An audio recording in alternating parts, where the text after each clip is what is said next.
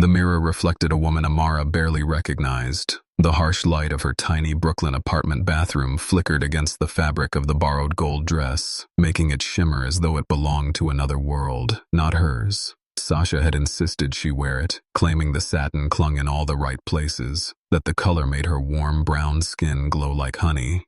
But standing there, Amara could only feel the nervous thud of her heartbeat. The way her hands fidgeted with the thin straps as though adjusting them might make her more prepared for the night ahead. Her fingers brushed against the delicate chain resting at her collarbone.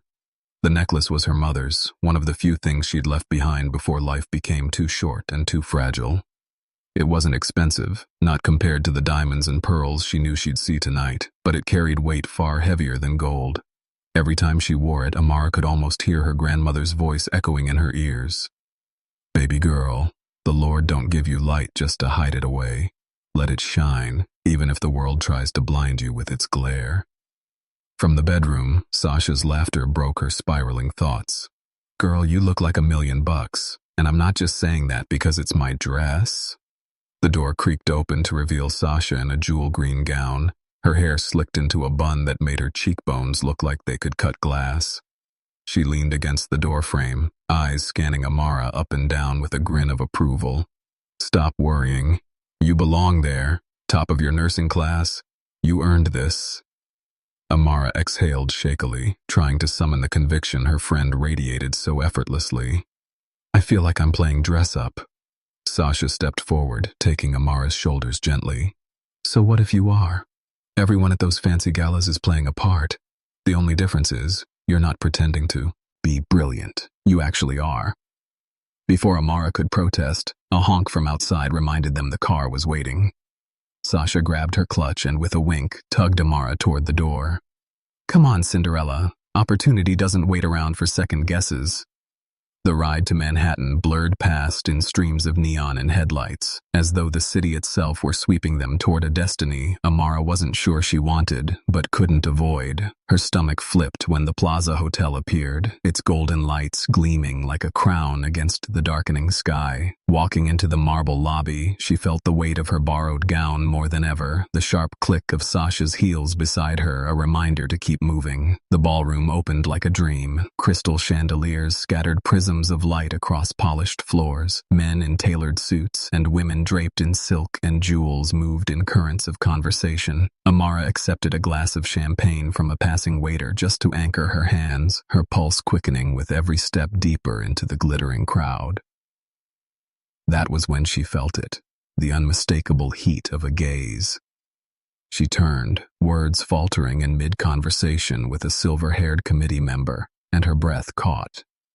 Across the room, a man stood slightly apart from the others, yet he commanded more presence than the entire ballroom combined. Tall, broad-shouldered, his suit cut to perfection, he looked like he belonged in every inch of this world she felt so foreign to. His dark hair had been styled with careful disarray, a rebellion softened by the hint of stubble shadowing his jaw.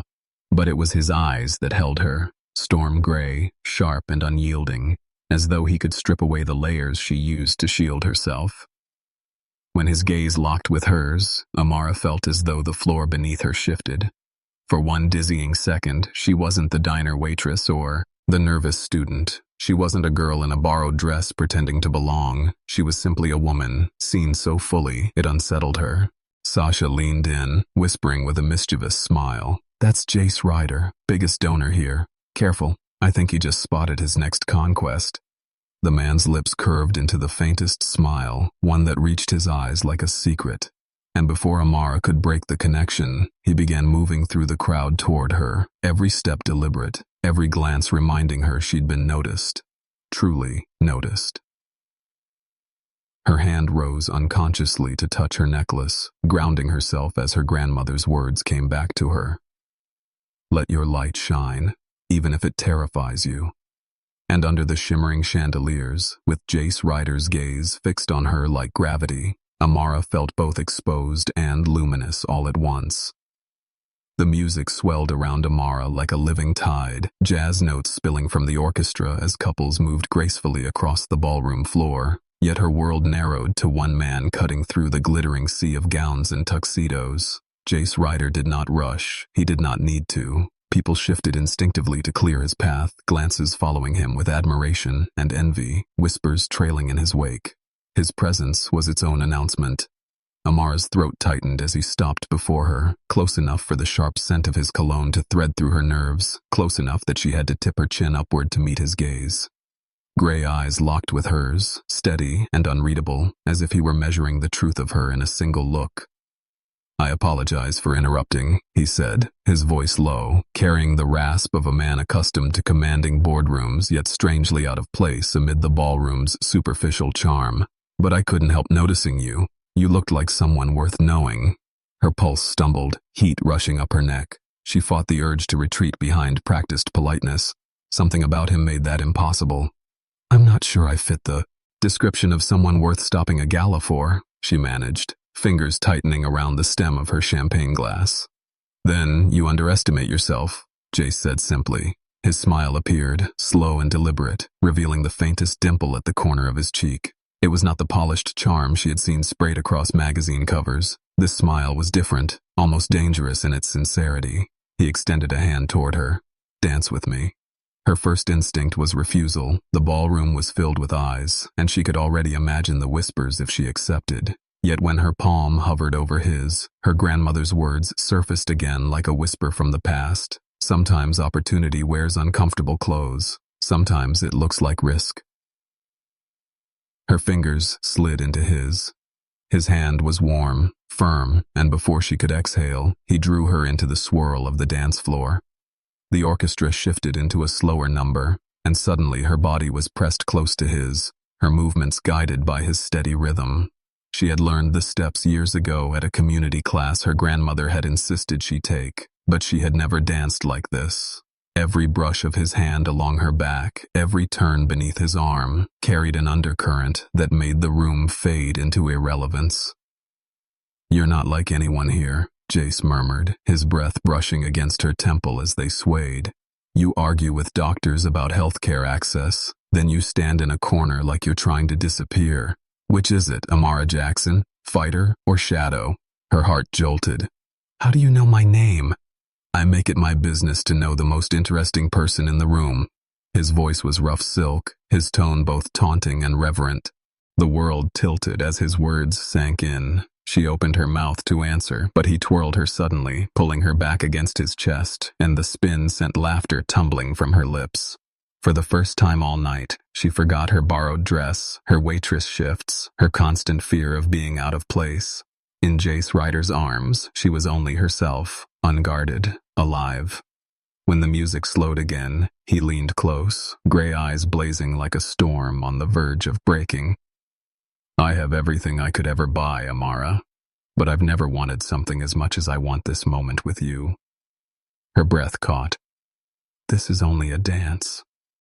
"Maybe," he said, lowering his head until his lips hovered dangerously near hers. "But what if it's the beginning of something neither of us planned for?" Before she could pull away or surrender, his lips touched hers, a kiss that stole every sound, every thought, leaving only the hammer of her heartbeat and the dizzy certainty that nothing would ever be the same. And when he drew back, eyes fierce and voice steady, the words he spoke cracked her world open. "Marry me." The ballroom dissolved into stunned silence in her ears, though the music still played.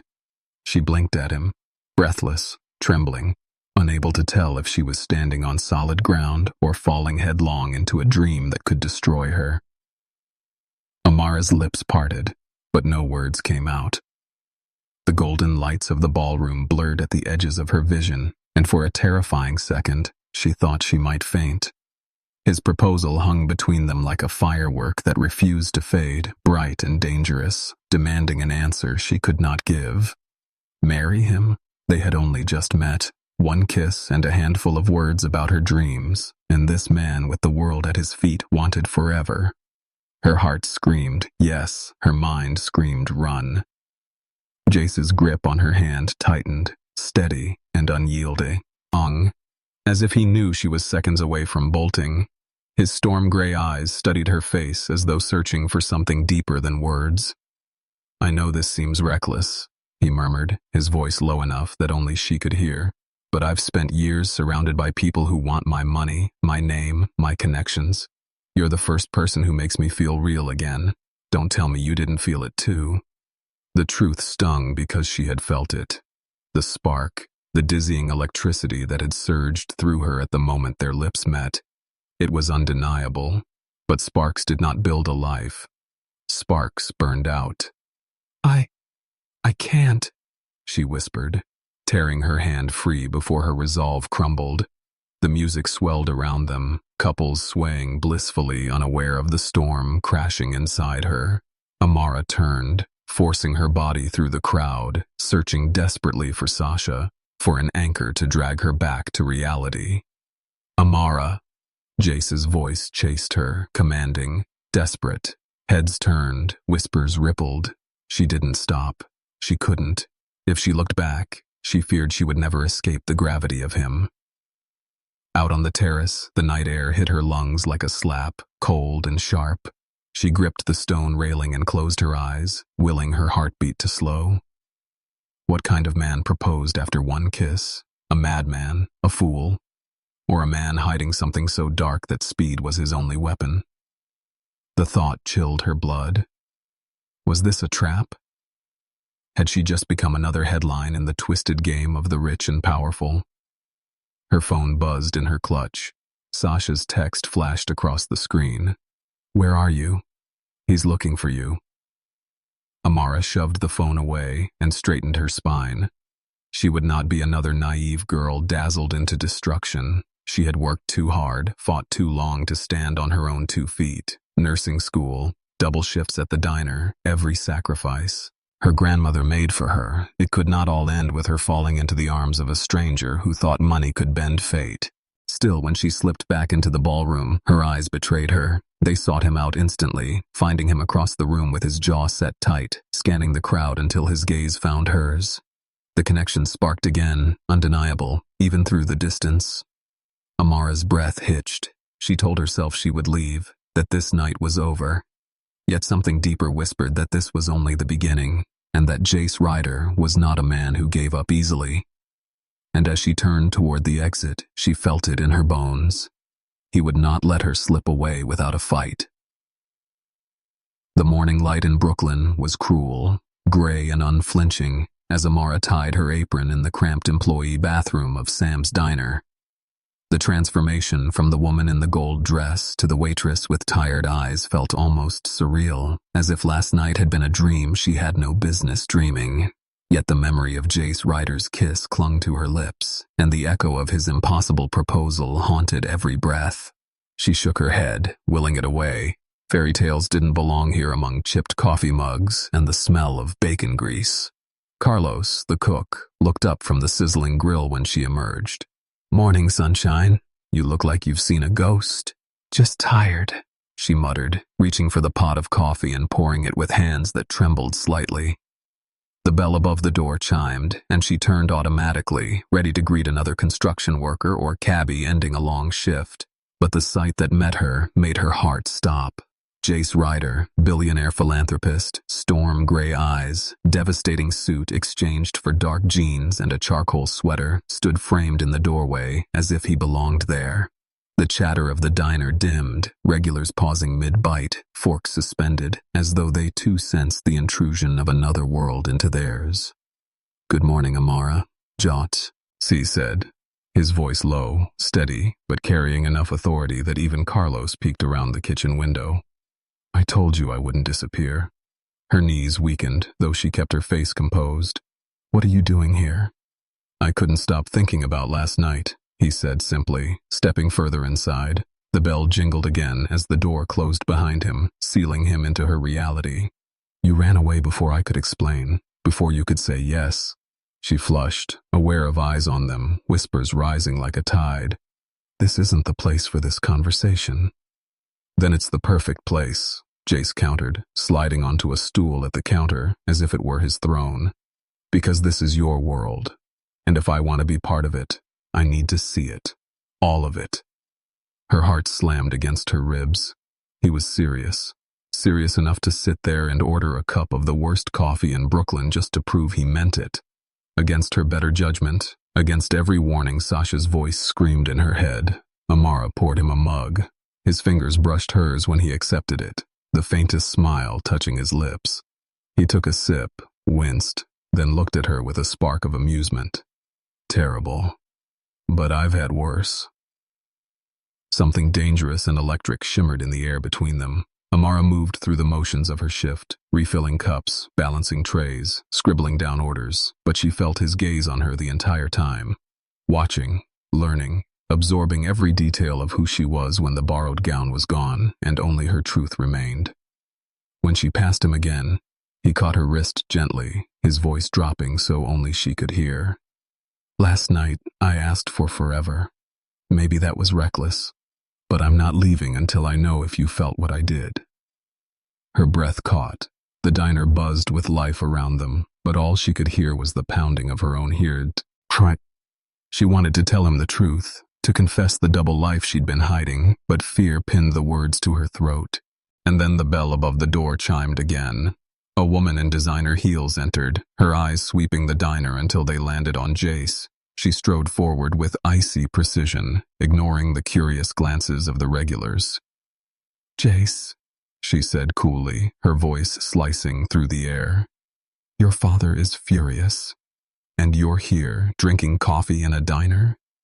The room went still, the name Ryder suddenly heavier, more real, reminding Amara that whatever spark burned between them came with a storm she might not survive. The woman's heels clicked like a warning bell as she stopped directly beside Jace, her sleek black dress and sharp gaze cutting through the diner's cozy warmth. Every head turned, curiosity thickening the air. Amara froze with the coffee pot still in her hand, her pulse thundering. "Victor wants answers," the woman said, her tone polished but brittle. "Your disappearing act last night caused chaos at the gala, and now I find you in Brooklyn, wasting time." Jace's jaw tightened, his storm-gray eyes darkening. "Careful, Miranda," he warned softly. "You're in her world now." He glanced at Amara, and though his voice was even, there was a current of protectiveness running through it. Miranda's gaze flicked to Amara, lingering on her apron, her name tag, her trembling hands. A cruel smile touched her lips. "Her world," she repeated with disdain, "is pouring coffee for minimum wage. That's who you ran after? This is the woman you proposed to?" Gasps rippled through the diner. Amara's throat constricted, her secret torn into the open with a precision more brutal than she could have imagined. Sasha's warnings screamed in her ears. She had hidden the truth too long, hoping she could reveal it on her own terms. Now, with the whole diner watching, she had no shield left. "Yes," Jace said firmly, his answer slicing through the silence. The certainty in his voice stole Amara's breath. He turned to Miranda, his expression unyielding. "This is Amara Jackson. She is the only person who has looked me in the eye and spoken to me like a man, not a bank account. That's worth more than every gala combined." Miranda's composure cracked for a split second, but she recovered, her voice dripping venom. "Your father will destroy this. He built Ryder Enterprises on discipline and power, not fairy tales with waitresses and borrowed gowns." "Then let him try," Jace shot back, rising from the stool. The air around him seemed to shift, his presence filling the diner in a way that silenced even the clatter from the kitchen. "I'm done letting him dictate my life. If he wants to tear me down for following my heart, he'll find me ready." Miranda's lips pressed into a thin line. She turned on her heel, her exit as sharp as her entrance, leaving whispers swirling in her wake. Amara's hands shook as she set down the coffee pot.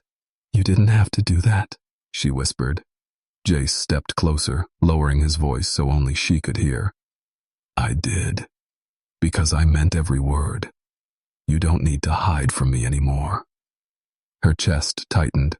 The truth clawed at her throat, desperate to be spoken. "I should have told you," she admitted. "About the diner, about everything. I was afraid you'd look at me like I wasn't enough."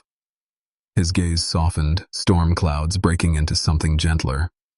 "Amara, you're the only thing that's felt like enough in years.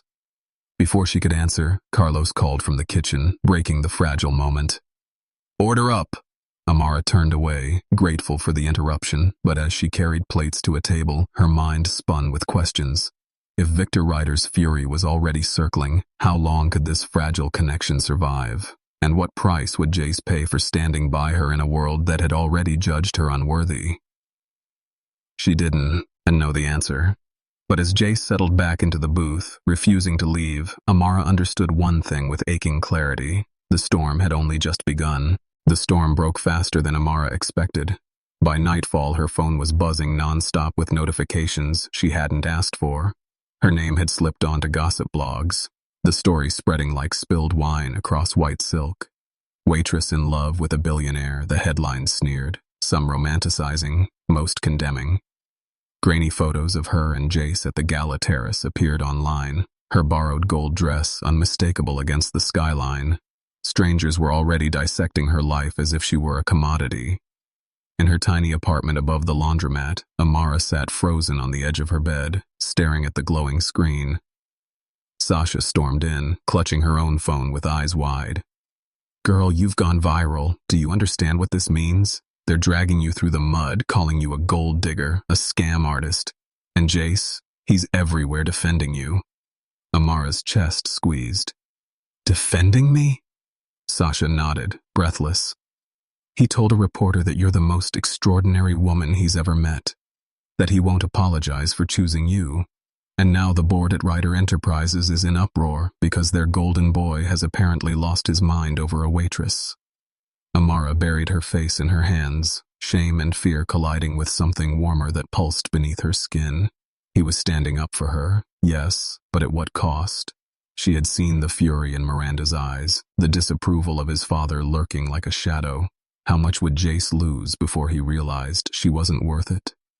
The sharp knock on her door startled them both. Sasha went to the window and peeked down to the street. Her jaw dropped. "Speak of the devil, he's here." Amara's pulse raced. "I can't face him." "Yes, you can." Sasha squeezed her shoulder hard. "You have to." With trembling hands, Amara opened the door. Jace stood there, not polished this time, but raw. His tie was gone, his shirt unbuttoned, toned at the collar, his hair a mess as though he had run his hands through it 100 times. He looked exhausted, but his eyes, storm gray and burning, locked on hers with unshakable intensity. "Amara," he said, voice rough, "I need to see you, to hear from you, not the blogs, not the whispers. You." She stepped back, letting him inside. The walls of her small apartment seemed to shrink around his presence. He paced once, then stopped, facing her like a man standing at the edge of a cliff. "They're trying to spin this, to ruin you, to make me back down, but I won't. I proposed because I felt something I've never felt in my life. I don't care if it's insane. I don't care if it costs me everything. I can rebuild money. I can't rebuild what I feel when I look at you." Amara's throat ached. "But you don't even know me." His voice sharpened with urgency. "Then let me. Let me into your life, your truth, all of it.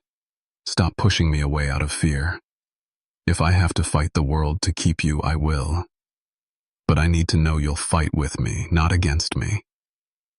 The sincerity in his tone unraveled the defenses she'd clung to for so long. Tears blurred her vision. She wanted to trust him, wanted to believe that someone like Jace Ryder could love her without conditions, but the risk was enormous, the danger real. She stepped closer, close enough to feel the heat of his presence. "If you stay, if you keep fighting, you'll lose everything you've built. Are you ready for that?" He reached for her hand, his grip firm, his gaze unwavering. "The only thing I'm not ready for is losing you." And in that moment, Amara realized the battle lines had been drawn. It wasn't just her heart on the line anymore. It was his empire, his family, his entire future. And somewhere in the shadows, forces were waiting for her to fail, eager to tear them both apart. The next morning dawned heavy with tension, the kind that presses on the chest before the day even begins. Amara arrived at the diner early, thinking she could outrun the noise of the city, the whispers online, the piercing weight of Jace Ryder's name tangled with hers. But when she pushed through the door, the place was already crowded, not with regulars, but with strangers holding cameras and phones, hungry for a glimpse of the waitress who had captured a billionaire's heart. Carlos frowned from behind the counter, his spatula clenched tight. They showed up an hour ago, said they just wanted coffee, but all they want is you. Amara's pulse spiked. She tried to duck behind the counter, but flashes of light chased her anyway, questions flung across the room like daggers. Are you after his money? Did you trick him with that kiss? How long have you been seeing him? Before she could answer, or run, the diner door slammed open. Jace strode in, his expression carved from stone, his presence scattering the vultures like startled pigeons. Without hesitation, he crossed the room and placed a steadying arm around Amara's shoulders. You will not harass her, he said, his voice low but lethal, each word soaked with authority. If you want answers, you come to me. The reporters shouted louder, but Jace's gaze never wavered from hers. For the first time, she saw the edge of vulnerability beneath the armor. He wasn't here to play billionaire savior. He was here because he needed her as much as she needed him. Come with me, he whispered, guiding her out the back door into the alley where the world was suddenly quiet, except for the hum of the city. She pulled free, pressing her hands against the cool brick wall to steady herself. This is madness, Jace. They'll never stop. Every part of my life is being ripped apart because of you. His jaw tightened. Because of me. Or because they can't stand the thought that I chose you over their expectations. He stepped closer, his voice burning now. I don't care what they say, but I care about you hiding from me. I care about you still believing you're not enough. Amara's throat ached, the truth clawing to the surface. I grew up counting coins to buy groceries. I still work double shifts to pay tuition. I live in an apartment where the heat barely works. That's my reality, Jace. And you, your world is penthouses, private jets, and boardrooms where my name is a joke. He caught her chin gently, forcing her eyes to meet his. Then let them laugh.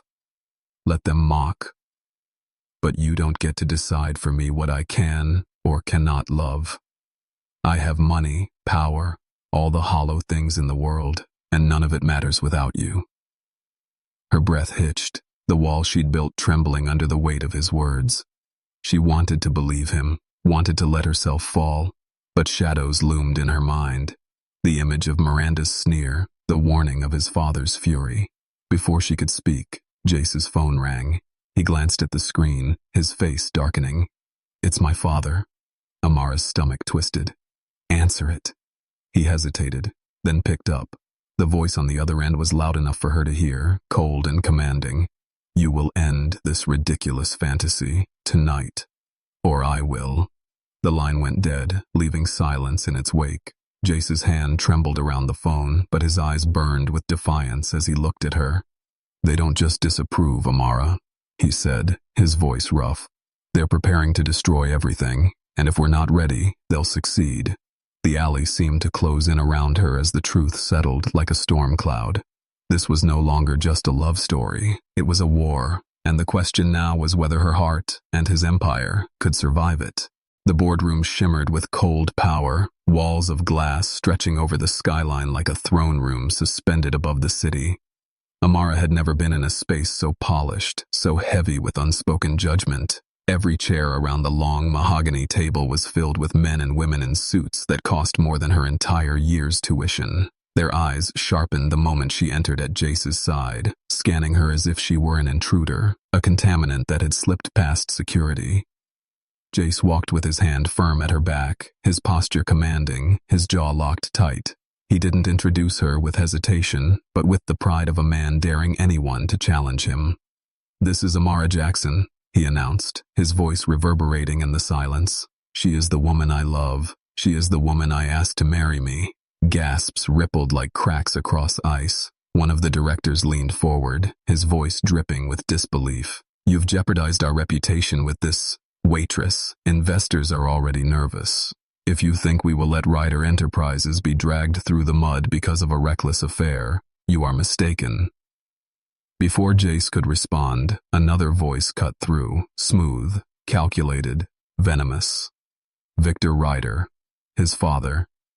He rose slowly from the head of the table, his silver hair gleaming under the recessed lights, his eyes as cold as steel. This company was built on discipline, Jace, on legacy. You are prepared to burn it all down for a girl who carries plates for tips? Amara's heart thudded painfully, but she lifted her chin, refusing to shrink. Her grandmother's voice echoed in her memory. Never let them see you bow, child. Never. She stepped forward, every gaze now fixed on her. Yes, I carry plates. Yes, I've counted coins to keep the lights on, but I've also held the hands of patients no one else cared about. I've studied through nights when exhaustion tried to crush me. I know what it means to build something out of nothing. Can any of you say the same? A heavy silence fell. The words surprised even her, but she kept going, her voice steady. You measure worth in numbers on a screen. I measure it in lives saved, in people fed, in promises kept. And if that makes me unworthy of standing in this room, then perhaps this company should question what it truly values. The room was stunned. Even Victor paused, his lips tightening, his eyes narrowing as if reassessing the woman he thought would crumble under pressure. Jace's hand found hers, gripping tight, his eyes blazing with pride. This is why I chose her, he said, his voice ringing with defiance. Because she reminds me of what power is supposed to mean. Not control, not fear, but responsibility. Victor's gaze cut to his son, his voice low, but carrying an edge sharp enough to wound. Then you've chosen your path. Do not expect me to clear the obstacles you'll find on it. And with that, he sat back down, dismissing them both with a flick of his hand. The board murmured among themselves, tension thick in the air, but Amara felt no shame, no regret. As they left the room together, Jace's grip on her hand never loosened. You were brilliant, he whispered, his breath hot against her ear. You stood taller than all of them. But deep inside, Amara trembled. She had faced down the board, even his father, but the war was far from over, and in the shadows of that glass tower, she sensed it. The next blow was already being prepared, and it would not be aimed at Jace alone. It would be aimed at her heart. The storm hit harder than either of them expected. By the next morning, the tabloids were flooded with venom, each headline sharper than the last. Waitress cons billionaire heir, screamed one. Another splashed her diner uniform across the front page beside Jace's polished image with the caption, Beauty or Betrayer. It wasn't just gossip anymore. It was war. Reporters camped outside her apartment, her nursing classes, even Sam's diner, their cameras flashing like weapons. Strangers shouted questions that cut into her like knives. Amara tried to keep her head down, but her classmates whispered in hallways, professors eyed her with suspicion, and a patient she'd been caring for asked bluntly if she was the girl stealing a millionaire. Her world, once small but safe, had become a circus ring she never volunteered for. Jace refused to hide. He took her hand in public, walked beside her, kissed her openly as cameras clicked. His defiance only fueled the frenzy. At Ryder Enterprises, the board called emergency meetings, investors threatened to pull funding, and whispers of replacing him with another executive grew louder. That night, Amara confronted him in his penthouse, her voice breaking. They'll destroy you because of me. Don't you see it? They're waiting for you to fall so they can take everything you've built. Jace paced the floor, fire in his movements. Let them try. I've lived my life according to their rules, my father's rules, and I've ended up surrounded by walls and lies. With you, I finally feel free. I'd rather lose it all than go back to being their puppet. Tears stung her eyes. And what if I lose myself in the process? I didn't ask for this spotlight, Jace. I can't breathe under it. Before he could answer, his phone buzzed. A new message appeared and his face darkened as he read. He handed her the screen and her stomach dropped. It was a leaked PA photo. Not of the gala, not of them kissing. It was Amara, 17 years old, standing outside the shelter where she and her grandmother had once lived, her clothes worn, her face pale with exhaustion. The caption beneath it read, From rags to Ryder, how far will she climb? Her knees buckled, and she sank onto the couch. They've dug into everything, even my past. They'll use my grandmother, my struggles, all of it, to make me look like I planned this from the beginning. Jace knelt in front of her, taking her trembling hands. They can drag your name through the mud, Amara, but they cannot rewrite who you are. The world will see your strength. I'll make sure of it. But she shook her head, fear spiraling in her chest. Strength doesn't stop headlines. What if they take away your company? What if your father turns everyone against you? Jace's gaze burned with determination. Then we stop letting them control the story. Tomorrow, I'm holding a press conference. I'll tell them everything. About us. About what you mean to me. I won't hide. And neither should you. Her breath caught. Standing beside him meant choosing exposure over safety, truth over secrecy. It meant stepping into fire, knowing she could burn. And as the city pulsed outside the penthouse windows, Amara realized this was the moment that would define them. If they faced the world together, they could change everything. But if fear won now, their love would shatter under the weight of power and lies. The press conference was chaos before it even began. Reporters jostled for space outside Ryder Enterprises headquarters, microphones like weapons, cameras flashing like lightning. Inside, the boardroom was a battlefield of sharp suits and sharper words. Victor Ryder sat at the head of the table, his expression carved from stone, his voice laced with warning. If you do this, Jace, you're gambling not just with your reputation, but with the future of this company. You'll drag us all down. But Jace stood tall, his jaw set with the resolve of a man who had already made his choice.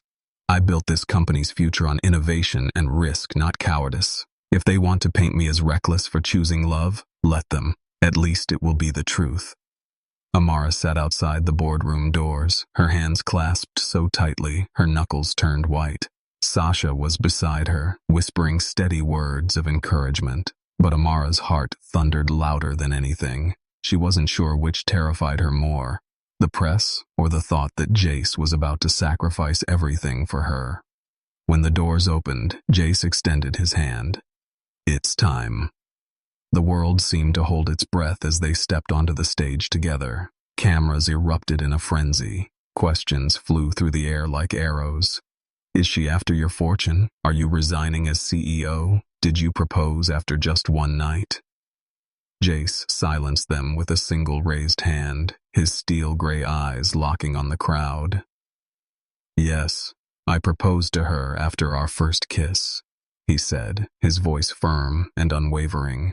The room rippled with shock, and I would do it again. Because in that moment, I saw more honesty, more passion, and more truth than I've ever found in this boardroom.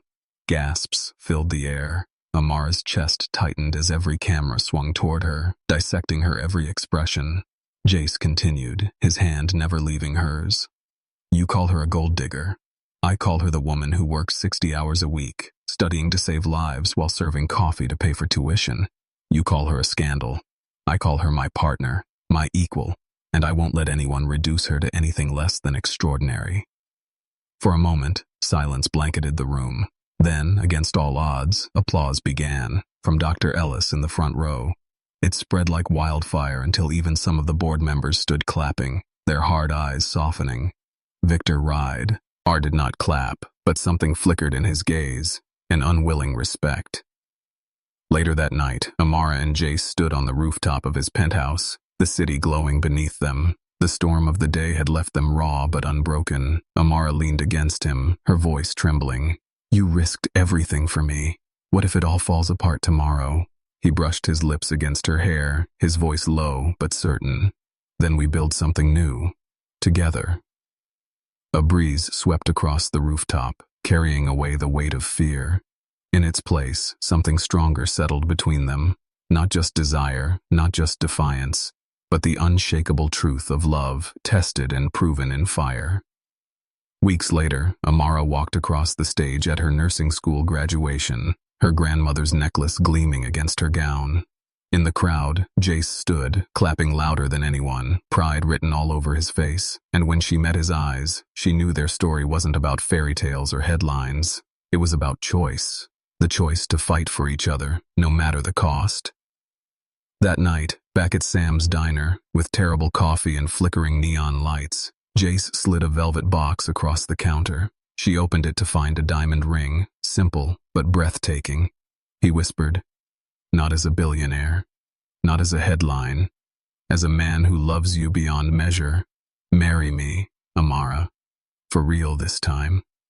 Her tears fell freely as she said yes, their laughter mingling with the clatter of plates and Carlos's booming cheer from the kitchen. Outside, the city roared on, but inside that diner, a new world had begun. A world built on truth, trust, and a love powerful enough to silence every doubt. And so the waitress and the billionaire rewrote their story, not with borrowed dreams or whispered lies, but with a promise that could outlast every storm, a promise that this time they were in it forever.